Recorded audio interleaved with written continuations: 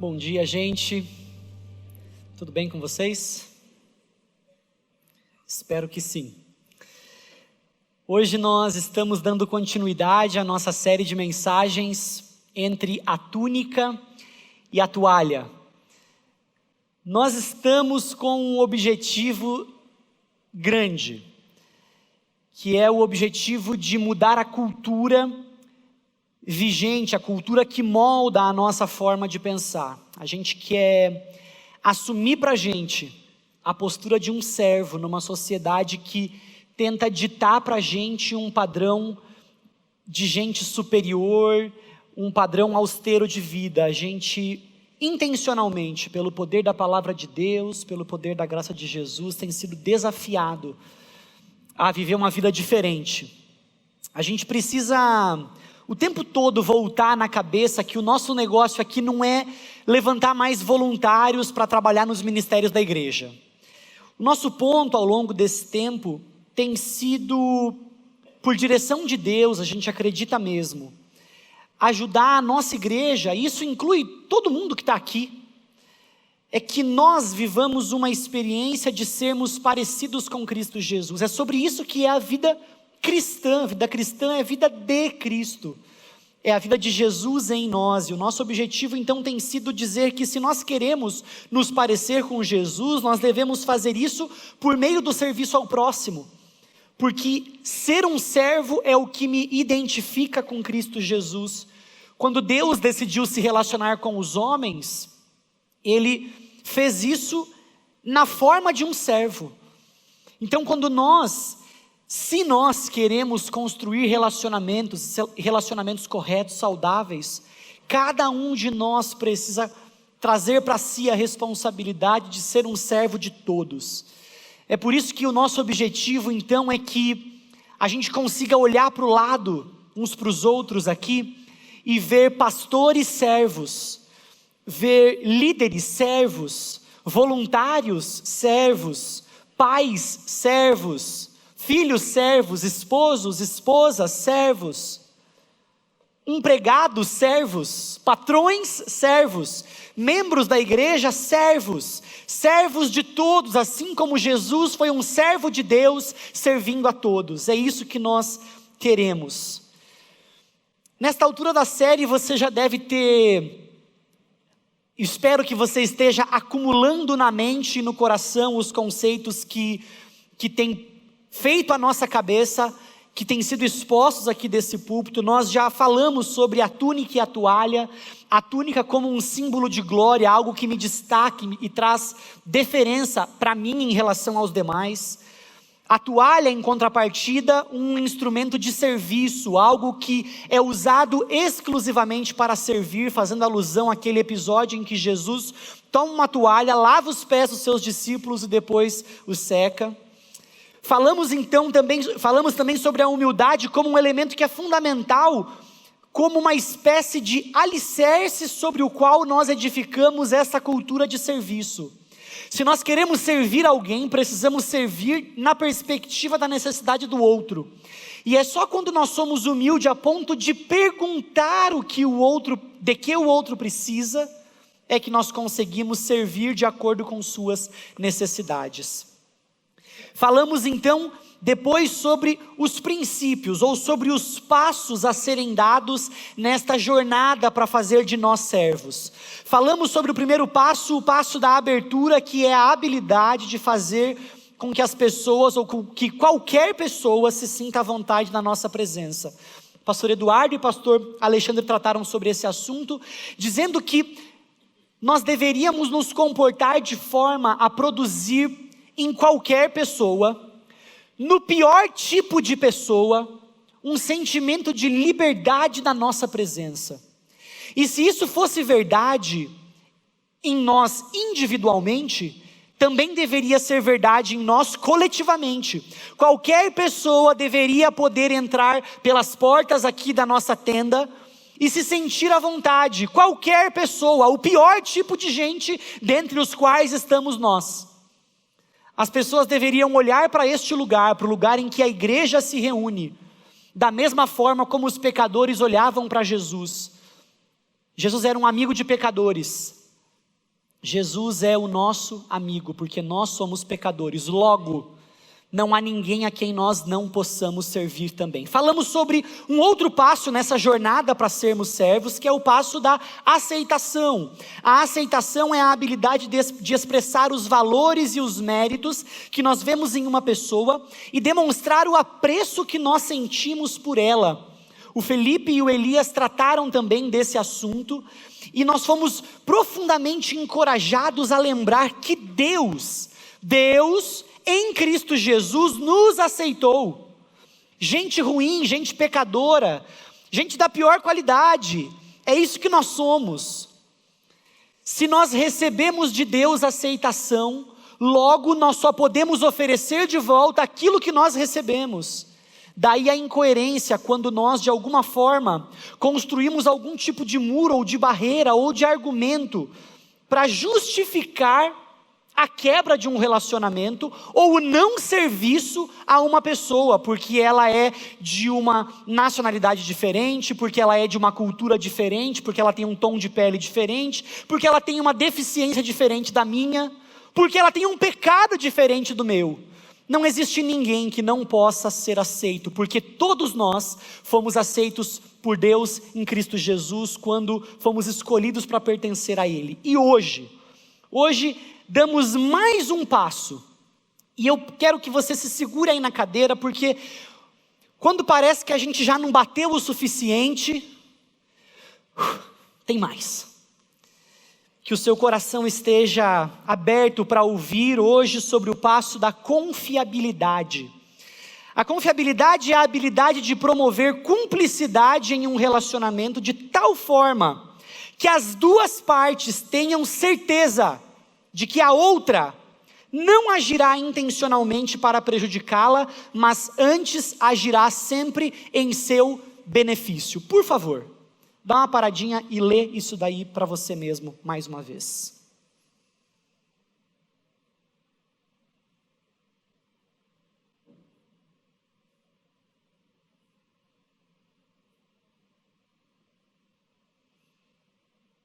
É um problema, né? Porque se você é só um pouquinho subversivo, só um pouquinho inconformado, você vai olhar para isso e falar: quem que disse isso daí nunca se relacionou com gente de verdade. Quem disse isso daí nunca se frustrou num relacionamento. Quem disse isso daí não tem ideia de que as palavras sempre, muitas vezes, quem falou isso nunca passou pela experiência de ver alguém agindo intencionalmente contra você. Quem falou isso não deve se relacionar com gente de verdade. Foi minha reação quando eu li o livro Servindo ao Próximo com a Humildade de Cristo, livro que tem norteado nossas mensagens e de onde a gente extraiu esse conceito de confiabilidade. Mas a gente precisa lembrar que essa série é sobre nos ajudar, é sobre nos capacitar a servir. Então o nosso ponto aqui não é exatamente a confiança, mas é servir apesar da falta de confiança. É não construir um relacionamento nos motivos que nós temos para desconfiar, mas sim nos motivos que nós temos para confiar. Nós não estamos fazendo vista grossa à realidade do pecado dos outros, daquilo que as pessoas podem intencionalmente produzir de mal contra nós. A gente não está tapando o sol com a peneira e nem fazendo de conta que os nossos relacionamentos são uma espécie de oásis de paz, de legitimidade, de franqueza e de sentimentos legítimos. Muitas vezes nós somos frustrados. Eu realmente espero que você dedique um tempinho para ler o livro, o capítulo que está norteando a gente no dia de hoje, porque ele vai abordar isso de uma perspectiva, mas eu decidi olhar por um prisma um pouquinho diferente para aquilo que o autor define como aceitação. E a minha ideia hoje de manhã é tratar de como nós deveríamos servir gente que já nos frustrou, como nós deveríamos nos relacionar ou como assumir uma postura para servir alguém que já quebrou a nossa confiança, alguém que já nos decepcionou, alguém que já nos fez o mal. É um risco, né? É um alto risco, mas é um risco calculado, que é o tema da minha mensagem nessa manhã. Risco calculado. Relacionamentos são um alto risco, mas que valem a pena. Eu preciso dizer para você antes que confiança é a premissa da vida. Quer ver? Ontem à noite eu cheguei em casa e eu coloquei o meu celular para despertar. E eu confiei que o meu celular despertaria na hora que eu coloquei para despertar. Confiei que a pessoa que programou aquele telefone, que fez a programação dele, fez um bom trabalho, e esse trabalho resultaria na precisão do celular em despertar no horário em que eu programei. Eu entrei no carro hoje de manhã e confiei que o engenheiro do carro projetou aquele carro direito, e que de alguma forma aquele carro teria condições de me trazer até esse lugar, e assim é com a gente, todos os dias quando a gente sai para o trabalho. A gente sai de casa e levanta confiando que o ônibus vai passar na hora. Se frustra às vezes. Mas a gente confia que o ônibus vai chegar, o trem, o metrô. A gente confia naquele motorista que está dirigindo aquele ônibus. A gente coloca a nossa vida na mão daquele cara que enfrenta as ruas aqui de São Paulo, que são uma loucura. Ou a gente confia num sistema, em alguém que programou o sistema que opera o trem e o metrô, ainda que não tenha uma pessoa ali direitinho acelerando e freando. A gente confiou na pessoa que costurou, que teceu a roupa que nós estamos usando. A gente confiou que essa roupa não ia rasgar e deixar a gente pelado no meio da rua. Às vezes rasga. Mas a gente de alguma forma confiou. Você não sai de casa e fica pensando assim: ai meu Deus, tomara que esse sapato não estrague, tomara que essa calça não rasgue, tomara que a camisa não rasgue. A gente entra no automático porque a confiança é uma premissa. Ou seja, ela está ali operando. A comida que nós comemos, nós confiamos que alguém a preparou com algum mínimo de higiene, por isso a gente vai lá e come. A gente confia em alguém que plantou aquela comida, que regou aquela comida, que colheu, que levou até um fornecedor e que foi disponibilizado depois para a gente no mercado. E a gente vai lá e compra aquela comida porque confiou. Confiança é isso. É um pano de fundo. É uma coisa que não aparece, mas está ali. Nós confiamos. Mas muitas vezes nós passamos por experiências que minam a nossa confiança em pessoas. E nós então começamos a construir relacionamentos a partir das decepções e frustrações que nós vivemos. Decepções reais, frustrações reais. E a gente tende a não confiar mais, ainda que confie. Eu preciso muito da sua honestidade agora. E eu vou pedir para você mostrar essa honestidade. Quantos de vocês aqui já se decepcionaram em um relacionamento? Seja amoroso, seja de amizade, seja de patrão e funcionário, se frustrou em algum relacionamento? Quantos de vocês? Nós somos muitos. Agora eu preciso que você pegue essa honestidade, essa franqueza com a qual você me respondeu e eleve à máxima potência.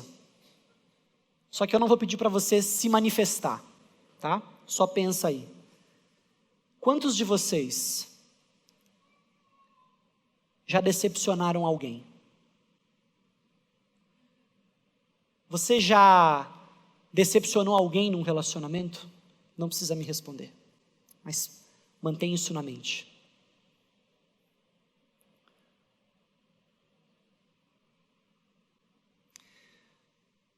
Se nós olharmos a confiança na perspectiva das decepções ou das frustrações que nós experimentamos, nós sempre vamos encontrar um bom motivo para desconfiar.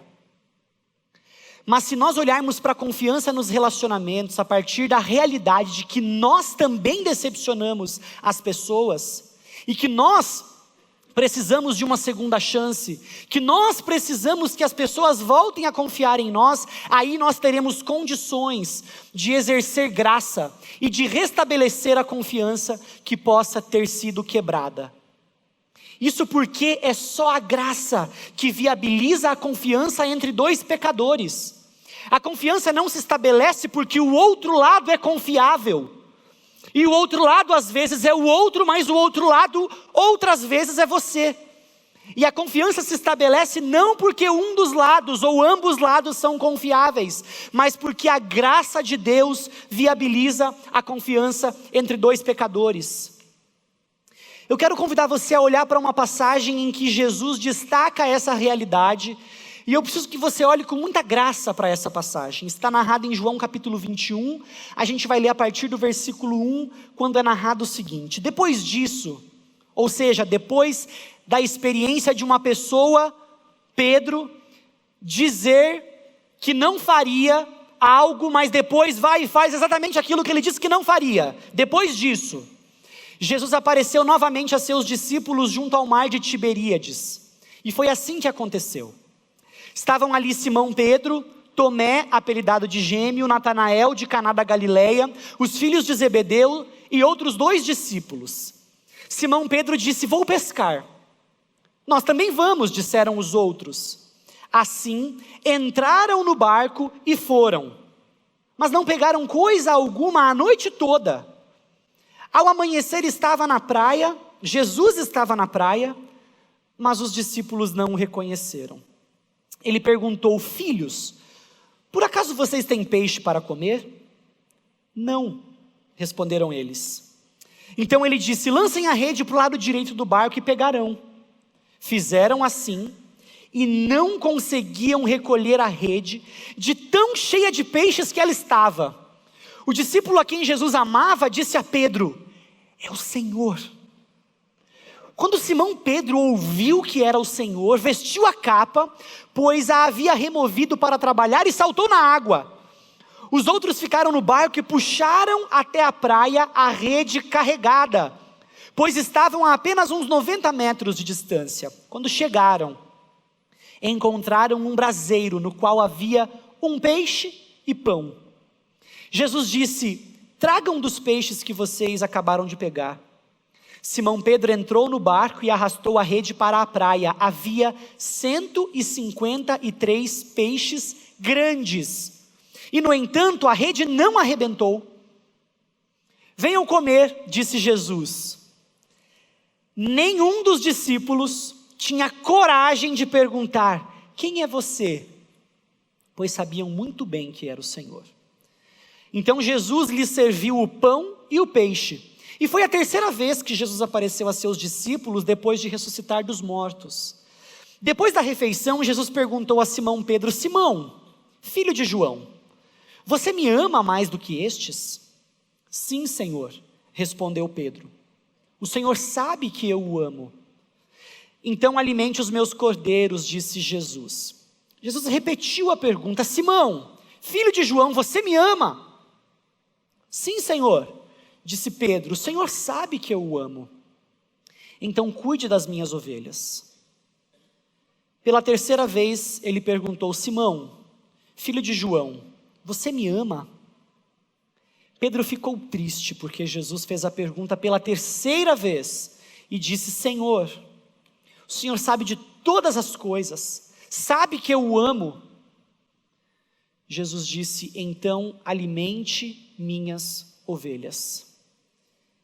Eu lhe digo a verdade, quando você era jovem, podia agir como bem entendia, vestia-se e ia aonde queria, mas quando for velho, estenderá as mãos e outros o vestirão e o levarão aonde você não quer ir. Jesus havia dito para Pedro: Pedro, você vai me negar. E Pedro diz: não, Senhor, eu não vou te negar. E Jesus meio que fala assim: você não sabe de nada, você vai me negar sim. Não tinha surpresa para Jesus no fato de que Pedro o negaria. E isso acontece. Pedro nega Jesus quando confrontado se ele conhecia o mestre. Ele diz: não, eu não conheço Jesus. Ele nega 3 vezes. Pedro percebe que ele frustrou Jesus. Pedro olha para o seu relacionamento com Jesus e conclui que a sua atitude era uma atitude que havia decepcionado o mestre. O mestre não disse isso para ele, mas o comportamento de Pedro dá evidências de que esse era o sentimento dele. Pedro então volta para a sua antiga vida. A postura natural dele foi a de voltar a fazer aquilo que ele achava que sabia fazer. Ele volta a pescar. Mas na medida em que esse movimento começa a acontecer, de Pedro voltar a pescar e tentar pescar e não pegar nada, é muito possível que voltou na mente dele o episódio em que ele conhece Jesus, em que ele tem uma experiência um pouco mais próxima com Jesus, que é narrada em Lucas, no capítulo 5.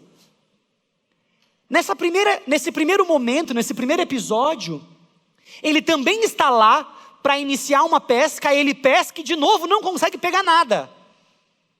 E Jesus aparece ali e manda ele jogar a rede para o outro lado, e ele pega uma quantidade tal de peixes que as redes chegam a se rasgar. E agora, neste momento, depois de acreditar, de entender que ele havia decepcionado o mestre, ele volta para o seu ambiente de conforto, mas chegando ali naquilo que era uma experiência do que ele era capaz de produzir, mais uma vez Pedro é exposto às suas limitações, e compreende que ele não é capaz de produzir. Até aquilo que ele achava que podia fazer, ele não podia, porque mais uma vez ele não conseguiu pescar, mais uma vez ele precisou que o mestre, aquele a quem ele acreditava ter decepcionado, aparecesse para ele e dissesse: joga para o outro lado. Pedro precisava lembrar que toda a vida dele não era sobre ele mesmo, mas era sobre aquilo que o mestre podia fazer na vida dele. E é interessante a postura de Jesus, porque ele espera os seus discípulos, não com um sorrisinho bobo no canto da boca do tipo, falei? Ou uma postura do tipo, agora vocês estão aqui, né? Agora eu presto para vocês? Eu não falei que eu ia ressuscitar? Vocês não acreditaram em mim? A postura de Jesus é preparar uma refeição para aqueles que haviam fugido dele, para aquele que o havia negado. Jesus prepara a condição para que o relacionamento que havia se quebrado, para que a confiança que aparentemente havia se quebrado, fosse reconstruída. Ninguém tinha coragem de perguntar quem era Jesus. Imagina o climão que estava nessa refeição. Jesus pede para que aqueles homens tragam os peixes que eles não haviam conseguido pegar, mas que Jesus os havia capacitado a pegar. Mas Jesus não passa por cima da ofensa como se nada tivesse acontecido. Ele não faz vista grossa e fala assim, pensa assim, o homem é assim mesmo.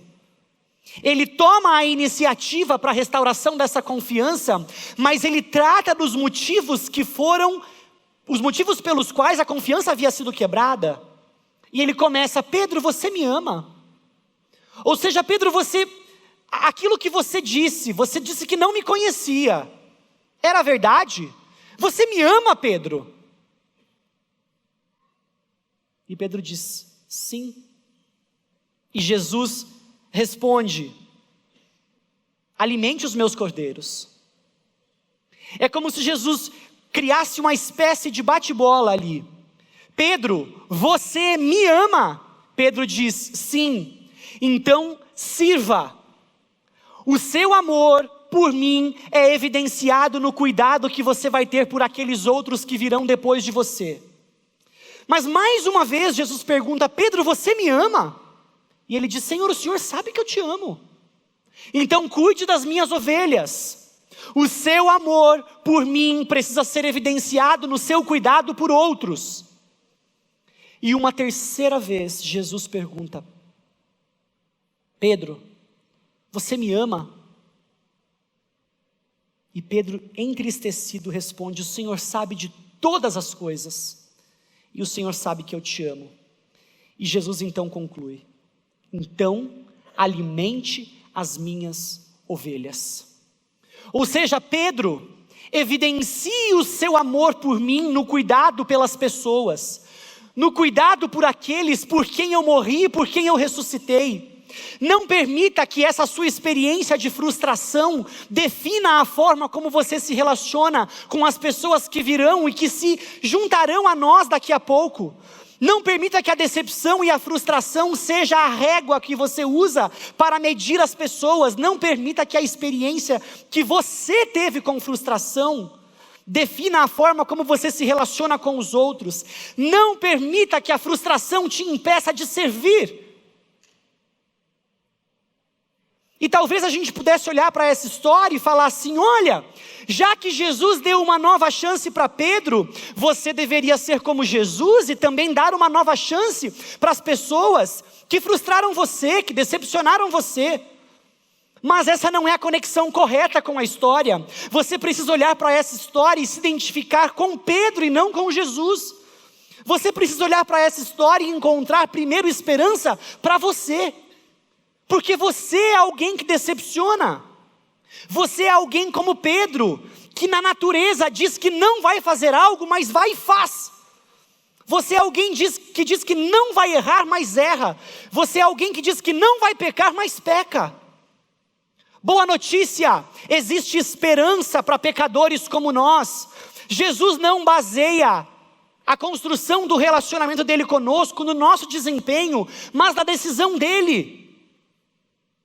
Existe esperança para você que já frustrou outros no relacionamento. Você é como Pedro. Nós somos Pedros que frustram, que machucam as pessoas, que fazem o mal para os outros. Mas ainda assim, Jesus vem ao nosso encontro e nos dá a possibilidade de novos começos.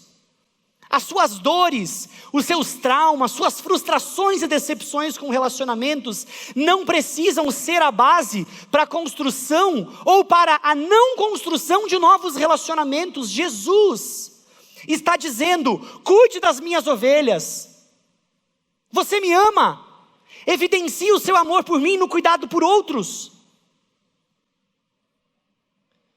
Decida confiar. A forma como Jesus termina esse trecho é dizendo para João, dizendo que quando ele era jovem, ele podia agir como bem entendia, ele podia se vestir, se arrumar e fazer o que ele quisesse, mas o tempo chegaria quando ele seria um velho, ele estenderia as mãos e uma outra pessoa o vestiria.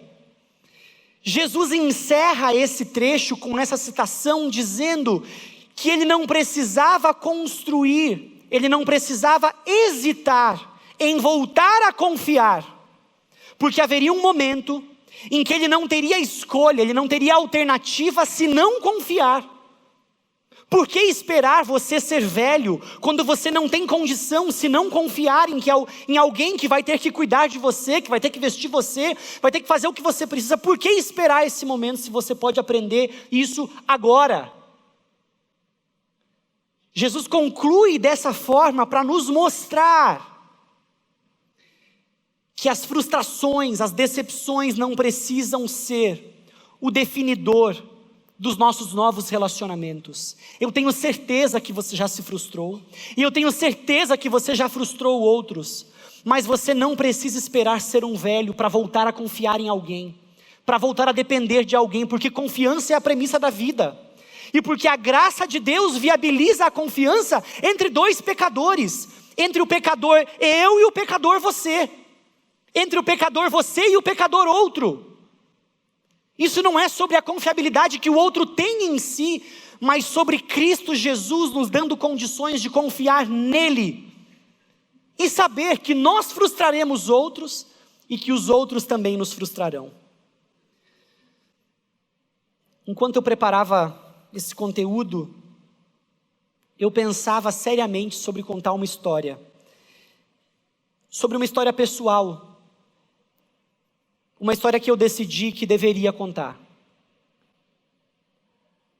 Porque a gente faz entrevista com novos membros, pessoas que estão se juntando aqui à nossa igreja, e E é muito recorrente a história de pessoas contando suas frustrações com as igrejas de onde vieram, com alguma experiência eclesiástica, com os líderes debaixo da liderança de quem eles estavam. E eu já passei por uma experiência semelhante. Quando eu percebi que Deus estava dirigindo a minha vida para o contexto do ministério, para fazer da minha vida uma oferta em favor de outros, como um pastor, eu muito naturalmente fui me inclinando mais para o serviço no contexto da igreja, na igreja de onde eu vim. No entanto, naqueles dias, naquele momento da minha vida, algo começou a acontecer na nossa igreja. O líder daquela igreja começou a assumir um discurso autoritário e opressivo. Alguns dos argumentos dele eram que ele era o ungido do Senhor e que ninguém poderia se levantar contra ele, porque ai de quem se levanta contra o ungido do Senhor. E naquela ocasião, as discordâncias de ideias eram tidas como ataques pessoais dirigidas a ele e logo dirigidas a Deus. As pessoas começavam a se sentir pressionadas, elas não podiam ter uma opinião diferente, porque aquilo poderia ser interpretado como um levante contra Deus, contra o ungido do Senhor. E o argumento dele foi se desdobrando a ponto de dizer que Jesus, o mestre, tinha um Judas. Logo, todo líder também vai ter um Judas. E que toda a igreja deveria estar em alerta para não se tornar um Judas. E que nós deveríamos tomar cuidado, porque talvez nós, com a nossa postura, estivéssemos nos tornando um Judas. E isso gerou um senso de ameaça no contexto da igreja, porque a todo momento você podia ser um Judas, ou os seus amigos, os seus irmãos poderiam ser um Judas. Bem, relacionamentos que foram construídos ao longo de anos, numa pequena igreja, numa pequena cidade, começaram a se quebrar por conta da opressão que aquela situação, aquela experiência produziu. Dali um tempo eu fui embora, fui para o seminário, me preparar teologicamente para o contexto do ministério, e chegando no contexto do seminário, a minha impressão, minha opinião sobre a igreja havia sido profundamente influenciada pela minha experiência com aquele líder.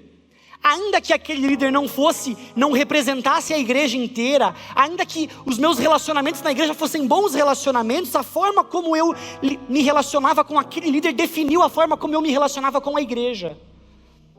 E a minha percepção sobre a igreja é que a igreja era um lugar de gente que viria sempre sugar de mim, sempre tirar algo de mim. E eu fui para o seminário então me preparar para oferecer algo para a igreja, mas era a igreja lá e eu cá. Eu não podia confiar naqueles relacionamentos. No meu 4º ano de seminário, eu vim servir aqui, nesta igreja.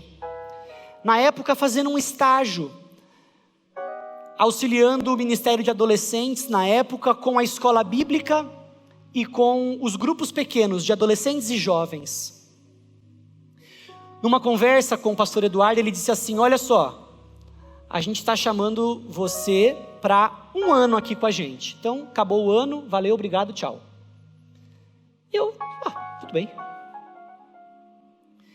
No meio daquele ano, traçou-se o plano de uma viagem para o pastor Daniel Reis, para um preparo, para um novo passo ministerial que ele teria mais para frente.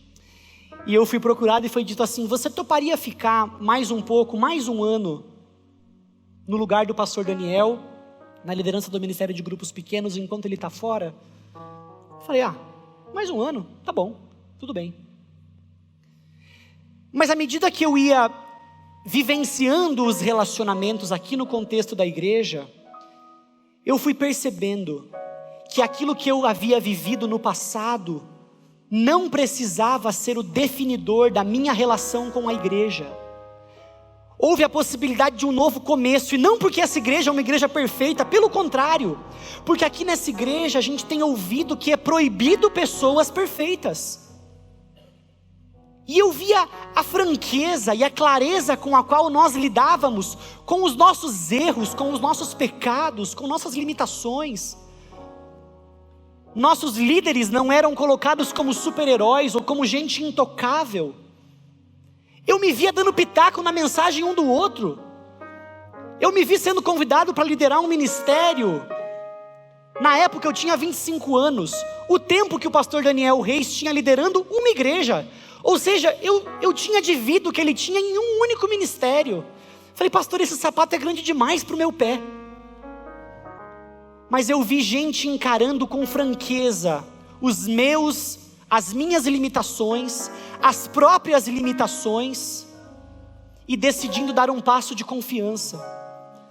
Não porque via no outro a possibilidade de confiar, mas porque confiava em Cristo Jesus. Num dia, numa conversa, no nosso antigo escritório, as salas eram compartilhadas, e uma pessoa fez um comentário, e eu respondi a esse comentário dizendo assim: você só precisa de Jesus. O pastor Eduardo ouviu a minha resposta ao comentário e disse assim: essa frase não tem nada a ver com a nossa igreja. E eu dei aquela engolida seco aqui assim. Mas na hora eu percebi que a frase não fazia o menor sentido mesmo. Embora ela aparentasse uma frase piedosa, nós só precisamos de Jesus, Jesus é o suficiente, é tudo de que nós precisamos. A frase descartava a realidade de que muitas vezes a porção de graça que Jesus tem para nos dar virá por meio das pessoas, e nós decidimos construir muros entre nós e as pessoas, obstruindo a porção de graça que Ele tem para nos dar. E depois nós perguntamos: Senhor, por quê? Mas nós nos fechamos para os relacionamentos. Com isso, nós definitivamente não estamos dizendo que essa igreja é uma igreja perfeita. Pelo contrário, é uma igreja de gente imperfeita, mas que sabe das suas limitações, que reconhece isso e busca em Cristo Jesus e uns nos outros a possibilidade de novos começos. Esta igreja é sobre isso. As suas frustrações e decepções do passado com relacionamentos não precisam definir a forma como você se relaciona com Deus e com a igreja dele. Eu gosto de dizer que hoje, quando eu penso nesta igreja, eu não penso na Memorial como a minha igreja, mas como a igreja a qual eu pertenço. Eu é que sou da igreja. E eu tenho vivido a experiência de que é possível restabelecer a confiança em relacionamentos. Por esse motivo, meu querido, eu quero pedir para você ficar de pé agora, porque eu tenho um desafio para fazer para você. Talvez assim como eu, você já tenha se frustrado num relacionamento. Talvez nesta igreja, talvez na igreja de onde você veio, talvez num relacionamento conjugal, talvez com seu pai, com sua mãe, com seus filhos. Mas eu quero convidar você a tomar uma decisão hoje. A decisão de não definir o seu relacionamento com Deus com base nas suas frustrações, mas com base em Cristo Jesus. Eu quero convidar você hoje a decidir que os seus traumas relacionais, que as suas experiências de frustração não vão definir quem você é. Você pode voltar a confiar em Deus.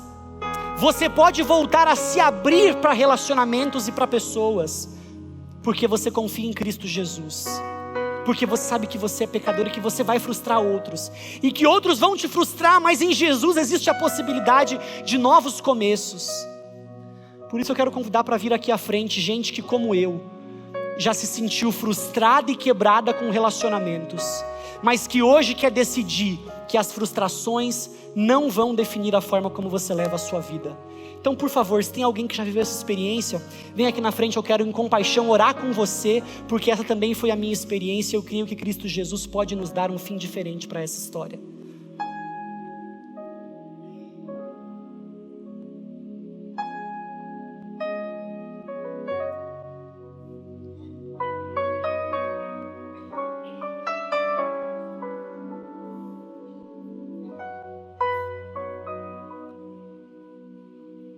Somos muitos, frustrados e machucados em relacionamentos. Mas Cristo Jesus está hoje, assim como fez com Pedro, dizendo: você me ama? E eu espero que você ecoe as mesmas palavras de Pedro: sim, Jesus, eu te amo. E Jesus nos devolve dizendo: então cuide das pessoas, sirva. Ele pergunta mais uma vez: você me ama? E você pode responder, assim como Pedro: sim, Senhor, eu te amo. E mais uma vez ele nos diz: sirva as pessoas. E ainda uma nova vez ele pergunta: você me ama? E você pode responder: sim, Senhor, eu te amo. E novamente o mestre nos diz: então sirva. Que aquilo que Jesus fez por nós seja maior do que as feridas que os relacionamentos já causaram em você, de forma que você possa voltar a confiar em Deus, e por isso se abrir para relacionamentos, e por isso se abrir para voltar a confiar e acreditar que é possível um novo começo, é possível uma nova experiência, é possível viver um final diferente daquele que talvez tenha sido a sua experiência até hoje. Cristo Jesus está entre nós, nos dando a possibilidade de um novo começo. Eu quero orar por vocês. Deus de amor, esta história de frustração com o relacionamento se repete vez após vez. Estes meus irmãos estão aqui hoje dizendo que eles foram marcados negativamente, ou que eles marcaram negativamente outros, mas eles estão se colocando diante do Senhor com um intenso desejo de que o poder de Jesus os restaure, para que eles possam voltar a usufruir de confiança em Ti. Deus, eu peço que esses irmãos não sejam multiplicadores da experiência de frustração a qual eles foram expostos, mas que eles quebrem o ciclo de desgraça e evidenciem graça para outros, a mesma graça que os alcançou, a mesma graça que os tocou, a mesma graça que em Cristo Jesus foi oferecida para eles, de forma que eles podem restaurar a confiança em Ti e nos outros. Senhor, obrigado por esta igreja, obrigado pela possibilidade de novos começos que nós encontramos, e eu peço em nome de Jesus, Deus, que esta continue sendo uma marca desta igreja, que o Senhor continue a fazer de nós gente aberta para oferecer novas chances. Faz desse lugar um lugar de sim, quando o mundo e outros lugares disseram não. Faz desse lugar um lugar onde gente que havia recebido não, gente que havia recebido uma resposta negativa, que as taxava como pecadoras, e gente que não tinha jeito, faz desse lugar um lugar para gente que vai ter jeito, Deus. O Senhor deu jeito na gente, vai continuar dando jeito em mais gente, porque isso é sobre o Senhor. Então faz desse lugar, faz desta igreja uma igreja em que a Tua graça superabunde, transborde, de forma que ela possa continuar tocando todos os pecadores, independente de seus pecados. Deus, nós queremos lidar com cada um deles, com a Tua graça. Nós precisamos do Senhor para isso. Nós nos colocamos diante do Senhor, crendo no que o Senhor pode fazer em nós e por nosso intermédio. É nossa oração em nome de Jesus. Amém. Que Deus abençoe a sua vida e trace a possibilidade de um novo começo com confiança em Cristo Jesus. Que Deus te abençoe.